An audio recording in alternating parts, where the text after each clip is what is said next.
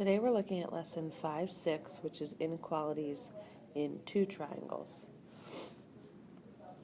So there's two main theorems here. You have the hinge theorem, which says if you have two sides of a triangle that are congruent to two sides of another triangle, the included angle, or the angle in between the two sides, is larger than the included angle of the second triangle. And then the third side of the first triangle is also longer than the third side of the second triangle.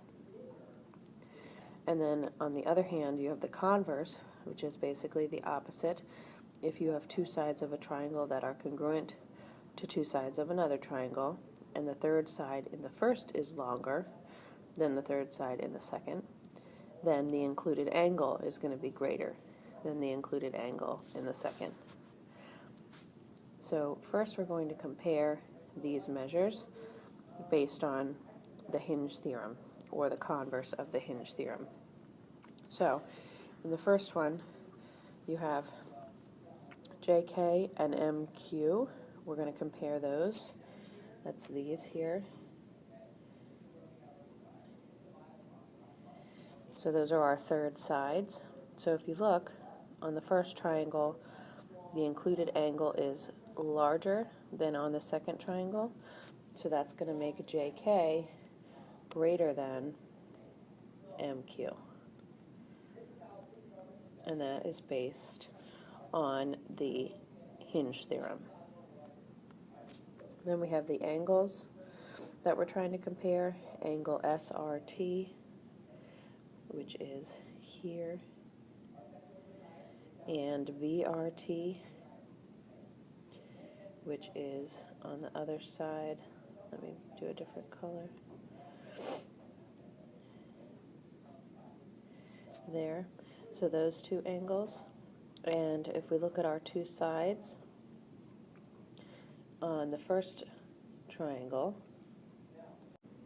we have the side that's 8, which is congruent to the other side. And then we have a side that they share, which obviously would be congruent to itself. So using the converse of the hinge theorem, we look at the third side on the first triangle, and that's going to be 6. And then the third side on the second triangle, that's going to be 11. So the second triangle is bigger, so that makes the second triangle's included angle bigger, which is VRT. So the measure of angle VRT is going to be greater than the measure of angle SRT.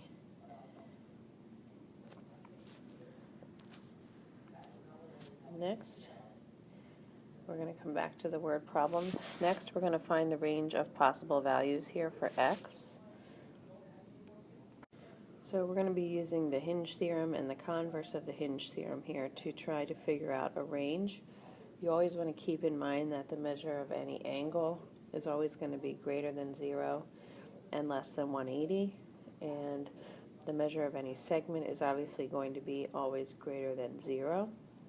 So for the first one, if we're trying to find x, we have in the first triangle the included angle is going to be greater than the included angle in the second triangle. So if we're trying to compare two sides, I would say 47 would have to be greater than 5x plus 2. And then we know that the angle, or the side, has to be greater than 0.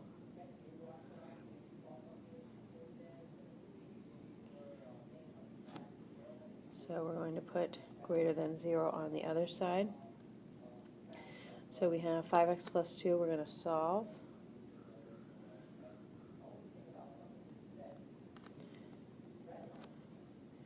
That gives us -2, 5x. Bring down the symbols. And then we're dividing everything by 5.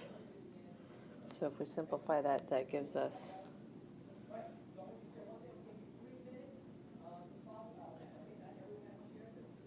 47 over 5. whoops, I didn't subtract by 2, 45 over 5, because we're going to subtract by 2 over here. So that's a 9. Bring down the symbol, we have x. Bring down the symbol, and negative 2/5.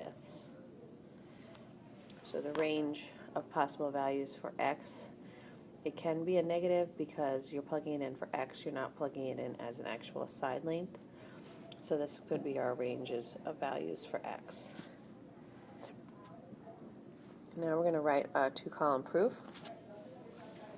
We're trying to prove that angle 1 is greater than angle 2.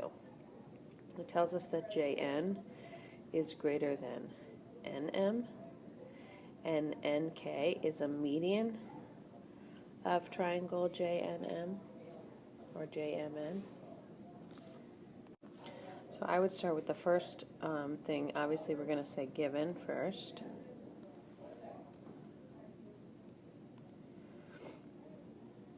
Then we have, when it talks about median, that makes K the midpoint, even though it doesn't look like it with my drawing. K is the midpoint of JM, so that's going to make these two sides congruent.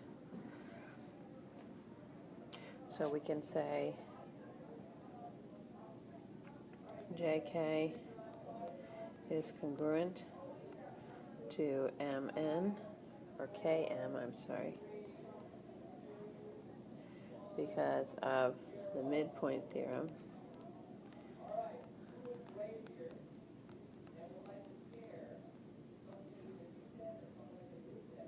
Then we have the shared side, which is congruent to itself, Kn.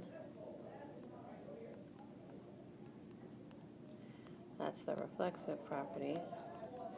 So we have two sides now that are congruent on each triangle to each other. So then we can say that with the given again, we have Jn is greater than Nm, which the included angle on JKN, now angle 1 has to be included or greater than angle 2.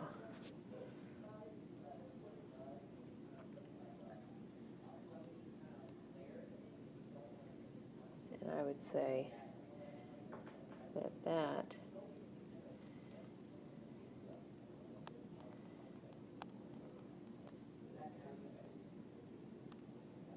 is the hinge theorem. Now we're going to go back to our word problems. We have two groups of skiers leaving from the same lodge. You might want to draw a diagram here. It says group A goes 4 miles due east, then turns 70 degrees north. So if I draw the point that they're leaving from, point A, let's say, and actually we're going to do A, not A, because we have group A. Let's do point C. We're going to go 4 miles east, which is to the right, and 70 miles north to make, or not 70, 70 degrees north. So that makes this here 70 degrees. Now if we read further, group B goes 4 miles due west and turns 75 degrees north of that. So that's going to be this way. So this is 4 miles. This is 4 miles. And it's going to go 75 degrees. And let's continue. It says they both go 3 miles north. So this is 3. And this is 3. So that makes we have two sides of the triangles technically that are going to be congruent.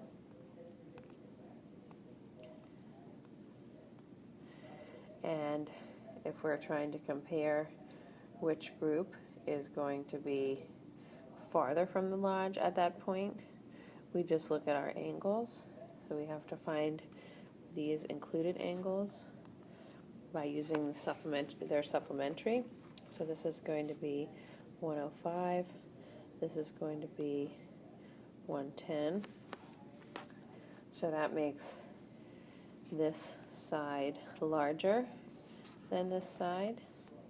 So group A is going to be farther because it's the longer side here. Now we have a similar situation with the second word problem. In problem 2A, suppose group A instead went 4 miles west and turned 45 degrees north of west and traveled 3 miles. That would be changing, our group.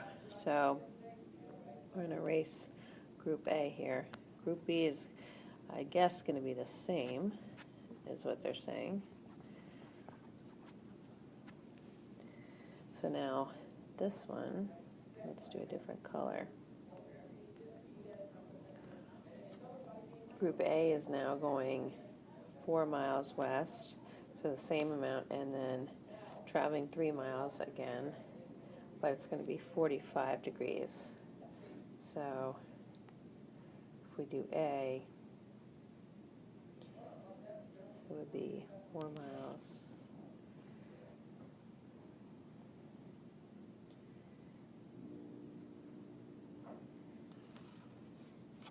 But 45 degrees instead. So this would be 45 out here. So if we're finding the included angle for group A, that's going to be 180 minus 45, which gives you 135. So that gives you the longer side again. So group A is still farther away. So group B, it's saying which one's closer this time. So group B is closer, or it still is closer. And that concludes lesson 5-6 on inequalities in two triangles.